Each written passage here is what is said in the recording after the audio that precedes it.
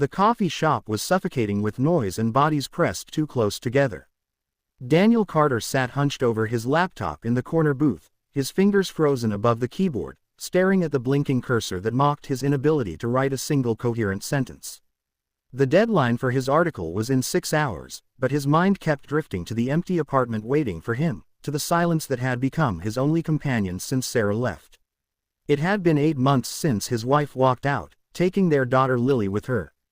8 months of weekends alone, of phone calls that went straight to voicemail, of a little girl's voice saying, "Daddy, Mommy says we're too busy this weekend," until those calls stopped coming altogether. Sarah had moved across the country with Lily, and despite the custody agreement, she made every visit impossible with last-minute cancellations and convenient excuses. Daniel had a lawyer, but lawyers cost money. He was hemorrhaging on a freelance writer's income. He took a sip of cold coffee and grimaced, realizing he'd been sitting there for 3 hours without actually working. Every table around him was occupied by couples laughing, friends chatting, people who seemed to have their lives figured out. He felt like a ghost haunting his own existence. "Excuse me." The voice was soft, almost apologetic. Daniel looked up to see a young woman standing beside his table, probably in her mid-20s, with long auburn hair pulled back in a simple ponytail. She wore jeans and a loose sweater, and she was balancing awkwardly on crutches, her left leg ending just below the knee. "I'm so sorry to bother you," she continued, her green eyes flickering with embarrassment. "But there are no other seats available, and I really need to sit down for a bit. Would it be okay if I shared this table? I promise I won't disturb you. I just need to rest my other leg, I mean." She attempted a small smile, but Daniel could see the exhaustion etched into her face, the way her knuckles were white from gripping the crutches too tightly.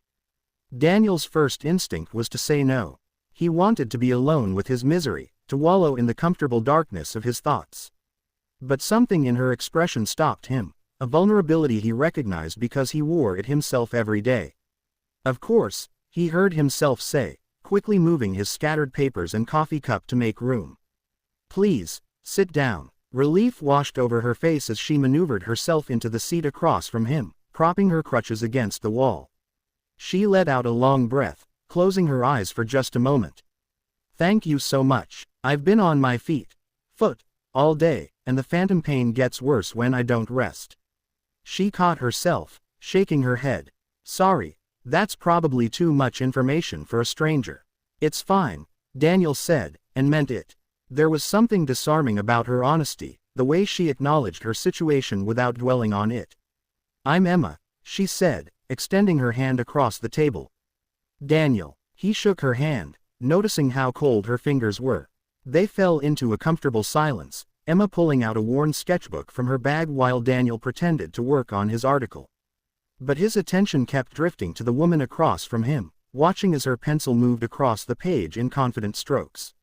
She was drawing the coffee shop, capturing the chaos of overlapping conversations and pressed-together tables with remarkable skill. "You're really talented," he said before he could stop himself. Emma looked up, surprised, then smiled, a real smile this time. "Thank you. It's just a hobby. I used to think I'd be a professional artist, but life had other plans." She gestured vaguely toward her missing leg. "Car accident, 2 years ago. Drunk driver ran a red light. I was on my motorcycle heading home from my first gallery showing. I'd sold 3 paintings that night. I thought my career was finally starting." Daniel felt his throat tighten. "I'm so sorry. The worst part wasn't losing my leg," Emma continued, her voice steady but her eyes distant. "It was losing everything else that came with it. My boyfriend couldn't handle it, said he didn't sign up to be a caretaker. My art studio was on the 2nd floor of a building with no elevator, so I lost that too. The medical bills ate through my savings and the small inheritance I got from my grandmother.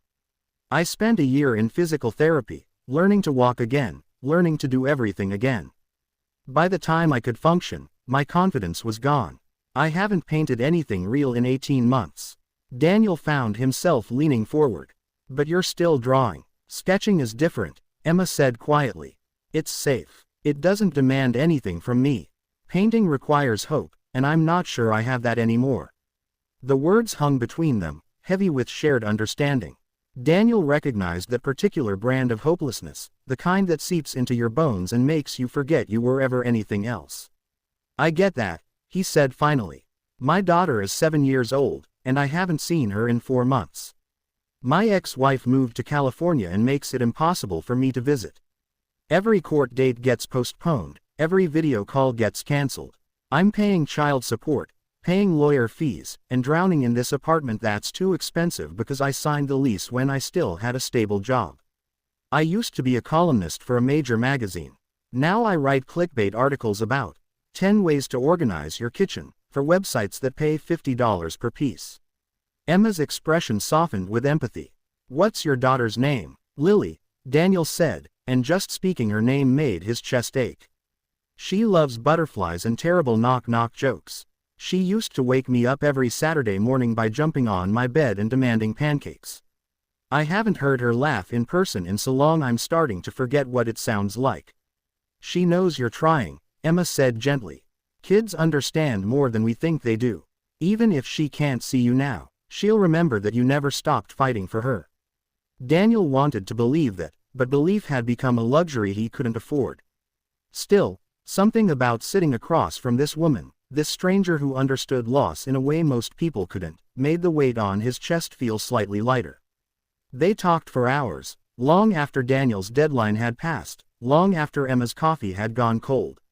They talked about the small indignities of broken lives, how Daniel had to buy generic cereal because name brands were too expensive, how Emma had to relearn how to drive with hand controls and still felt her heart race every time she got behind the wheel.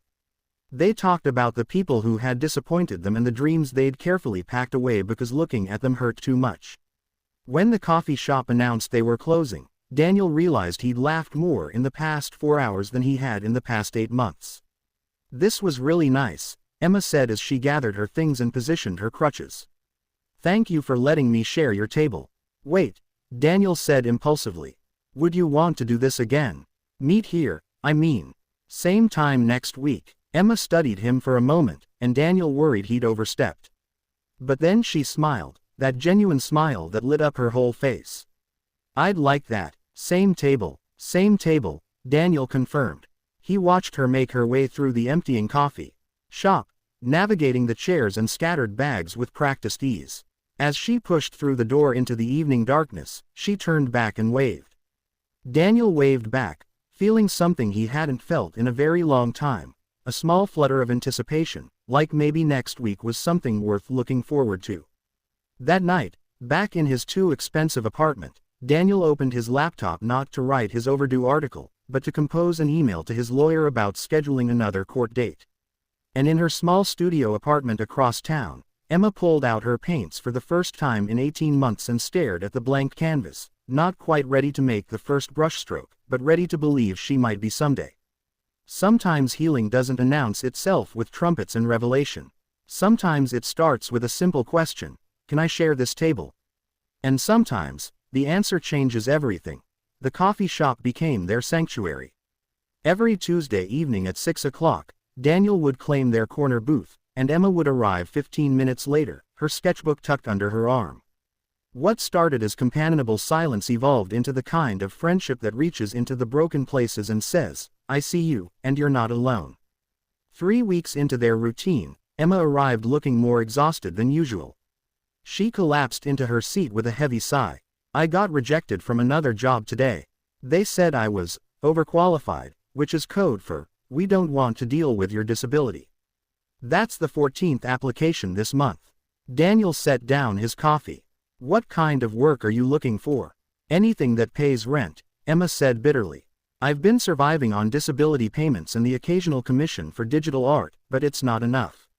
I studied fine arts and art history in college. I'm qualified to teach, to work in galleries, to do restoration work. But every interview ends the same way. They look at my crutches and suddenly remember they've decided to go in a different direction. That's discrimination, Daniel said, anger flaring in his chest. Sure, but proving it is another story. And I don't have the energy to fight that battle. Emma rubbed her temples. Some days I wonder if I should just give up on art entirely, get certified as a medical coder or something completely different. Don't, Daniel said firmly. Don't let them take that from you too. Emma looked at him with tired eyes. Easy to say when it's not your life falling apart. Daniel reached across the table, stopping just short of touching her hand. I spent the last 6 months watching my life fall apart. I know what it feels like when everything you worked for disappears. But I also know that giving up on the things that make you who you are doesn't stop the pain, it just makes you a stranger to yourself. Emma was quiet for a long moment. Then she pulled out her sketchbook and flipped to a page near the back. It was a drawing of Daniel from their first meeting, captured in that moment when he looked up from his laptop with surprise and reluctant openness. The detail was stunning. Every line of exhaustion, every flicker of guarded hope. I drew this that first night, Emma said. I saw something in you that reminded me of what I used to see in the mirror before I stopped looking. Someone who was still fighting even though they were tired of fighting. That's not nothing, Daniel. He stared at the drawing, throat tight. You made me look braver than I feel. I drew what I saw, Emma said simply. The next week, Daniel arrived at the coffee shop with a manila folder. I have something for you, he said, sliding it across the table. Inside were printouts of job listings, gallery assistant positions, art therapy programs, online teaching opportunities for art courses. Each listing had notes in Daniel's handwriting. This one accepts virtual interviews. This program specifically seeks diverse candidates. This gallery owner is in a wheelchair, might be more understanding. Emma's eyes filled with tears. You researched all of this. I spent the last 4 days on it, Daniel admitted. I know I can't fix everything, but maybe one of these will be the right fit. You deserve a chance, Emma. Don't let 14 rejections convince you otherwise. Emma wiped her eyes, laughing and crying at the same time. Thank you. This is the kindest thing anyone has done for me in years. You let me share your table, Daniel said with a small smile. I'm just returning the favor. Their friendship deepened through the sharing of small victories and crushing defeats. Daniel finally got a video call with Lily after his lawyer sent a strongly worded letter to Sarah's attorney. He talked for 30 minutes with his daughter, listening to her chatter about her new school and the butterfly garden she was growing in the backyard. When the call ended, he stared at the blank screen and cried, but they were different tears than before, still painful, but no longer hopeless. Emma applied to 3 of the positions Daniel had found. 2 never responded, but the third, an online platform for teaching art classes to adults, invited her for an interview. She prepared for a week, practicing her teaching demonstration until Daniel could recite it from memory. The night before the interview, Emma called Daniel in a panic. I can't do this. What if I'm not good enough? What if they see me try to teach and realize I'm a fraud? Emma, listen to me, Daniel said firmly. You are one of the most talented artists I've ever met, and I've interviewed dozens of artists over my career. Your disability doesn't diminish your gift. If anything, it gives you a perspective that can help other people who feel broken or inadequate. You're not a fraud. You're a survivor who's about to teach other people how to create beauty in spite of pain. There was silence on the other end of the line, then a shaky breath. Will you stay on the phone with me for a few minutes? I just need to not be alone right now. I'm not going anywhere, Daniel promised. They talked until Emma's breathing steadied, until her fear transformed into something closer to determination. When they finally said goodnight, Daniel sat in his dark apartment and realized that helping Emma had begun to heal something in himself, the part that had forgotten how to believe in people. Emma got the job. She called Daniel from the parking lot after the interview, shouting so loud he had to hold the phone away from his ear. They said yes. They said my demonstration was powerful and authentic and they want me to start developing a course on therapeutic art for people recovering from trauma. At the coffee shop that Tuesday, they celebrated with expensive lattes and the chocolate cake they usually couldn't afford.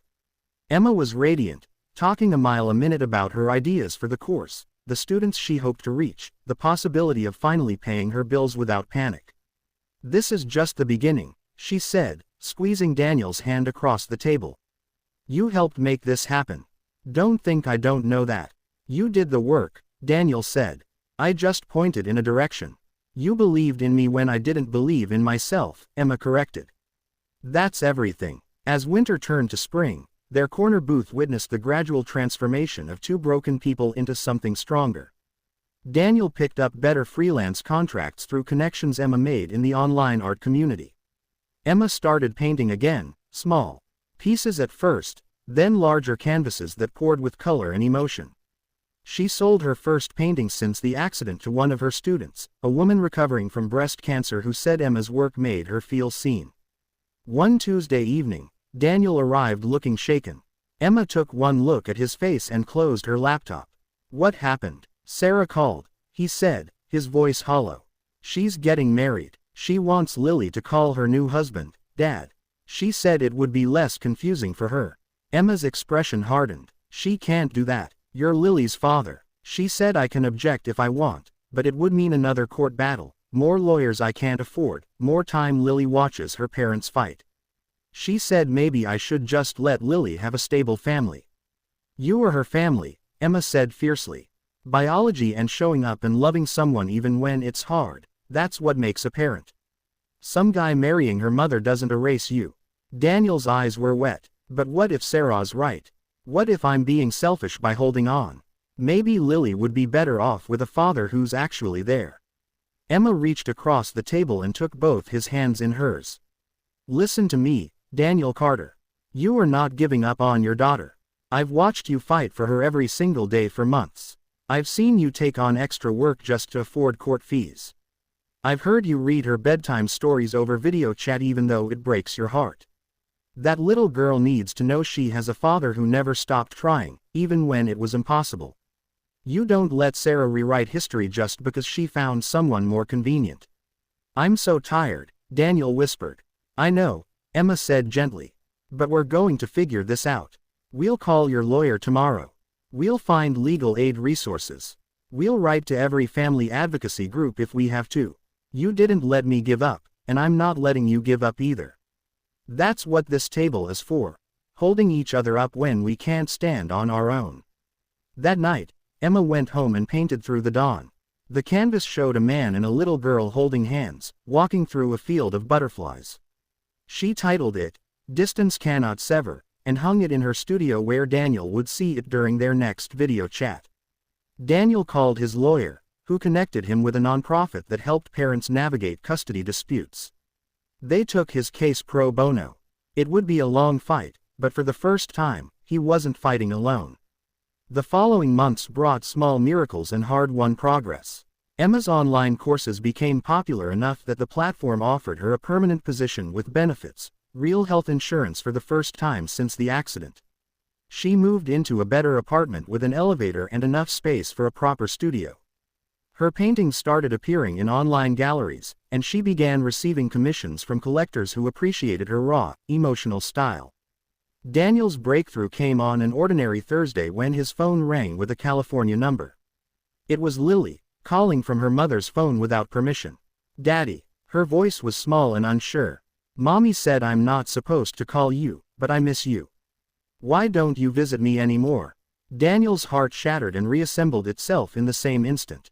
"Oh, sweetheart, I miss you so much. I haven't visited because Mommy and I are having grown-up problems, but that has nothing to do with how much I love you. I think about you every single day. Billy at school says when parents stop visiting, it means they don't love you anymore. Is that true?" "Billy is wrong," Daniel said firmly, tears streaming down his face. Sometimes parents who love their children very much can't see them as often as they want to. But that love never goes away. Do you remember our butterfly garden at the old house? The one with the purple flowers?" "That's right. Well, butterflies can fly very far away, but they always remember where they came from. That's like us. Even though we're far apart, you're always in my heart. Always, Lily. Nothing will ever change that." They talked until Sarah discovered what Lily had done and ended the call abruptly. But it was enough. Daniel recorded the conversation on his lawyer's advice, documentation that Lily wanted contact with him, that she missed him, that she didn't understand why she couldn't see him. It wasn't much, but it was something real in a court system that dealt in evidence and proof. At the coffee shop that Tuesday, Emma listened to every word of the conversation, watching Daniel's face cycle through joy and pain and fierce determination. "She called you," Emma said wonderingly. "She broke her mother's rules to call you." "She called me," Daniel repeated, like he still couldn't believe it. "You're going to get her back," Emma said with absolute certainty. "Maybe not all at once, but you're going to get back to her. She loves you, Daniel. That's undeniable now." As the year drew to a close, the corner booth in the coffee shop had witnessed something extraordinary, the transformation of two people who had stumbled into each other's lives by accident and found exactly what they needed. Not romance, though the baristas often speculated. Something deeper and more enduring: recognition. The acknowledgement that healing doesn't happen in isolation, that sometimes the person who saves you is the stranger brave enough to ask, "Can I share this table?" One Tuesday evening, exactly 1 year after their first meeting, Emma arrived at the coffee shop carrying a large wrapped package. She slid into her seat, no longer needing crutches, having been fitted with a prosthetic leg that she was still learning to trust, and pushed the package across the table. "Happy anniversary," she said. Daniel unwrapped it carefully, revealing a painting that took his breath away. It showed their corner booth, but instead of the coffee shop around it, the booth sat in a field of butterflies under a vast, hopeful sky. On one side of the table sat a man working on a laptop, and on the other side, a woman was painting. Between them, standing on the table itself, was a little girl laughing. "It's called The Table Where We Learn to Hope Again," Emma said softly. "I wanted you to have it. To remember that no matter how dark things get, there's always a seat at the table for you. And someday, Lily will be there too." Daniel couldn't speak through the tears, so he just stood up and hugged Emma, the first time they'd embraced in all their months of friendship. She hugged him back just as tightly, two survivors holding each other up. "Thank you," Daniel finally managed. "For asking to share my table." "Thank you," Emma replied, "for saying yes." Neither of them knew then that Daniel would win partial custody 6 months later, or that Lily would spend her first summer with him creating a new butterfly garden in his apartment complex's community plot. Neither knew that Emma's painting would eventually hang in a gallery show titled Portraits of Resilience, and sell for enough money to fund an art scholarship for people with disabilities. Neither knew that 5 years later, they would still meet at that same corner booth every Tuesday, bringing the people they'd grown to include: Daniel's girlfriend who taught at Lily's school, Emma's partner who was a physical therapist, and always, Lily, who would sit between them drawing butterflies in Emma's old sketchbook. What they knew in that moment was simpler and more profound: they had found each other in the wreckage of their separate disasters, and together they had built something beautiful from the broken pieces.